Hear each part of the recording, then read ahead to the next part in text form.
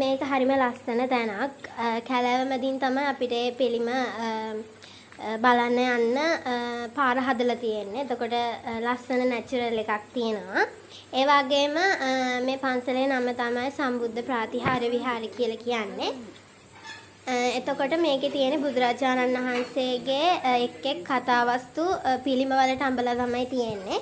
එතකොට හරිම ලස්සන පන්සලක්. එතකොට මේක නෙල්ලිකුලම් කියන පන්සලට මීටර් 200ක්වත් නැති තරම්. ඉතින් අනුරාධපුරේ ගියාට පස්සේ ඔයාලත් මේ විහාරය බලන්න යන්න අමතක කරන්න එපා.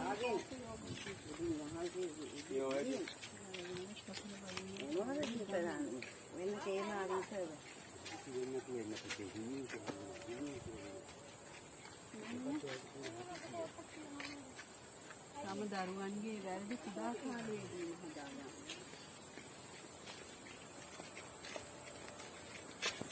මේ විදිහට හදිසියේ වැඩි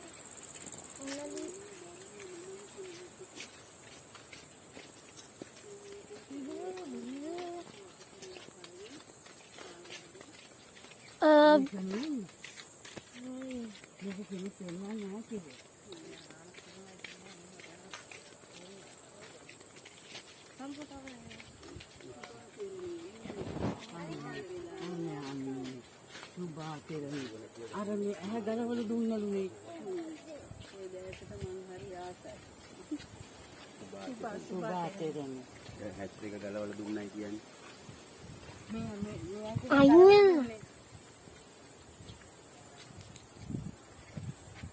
බලන්න අර කියවන්නේ සිලු. අර කියවන්නේ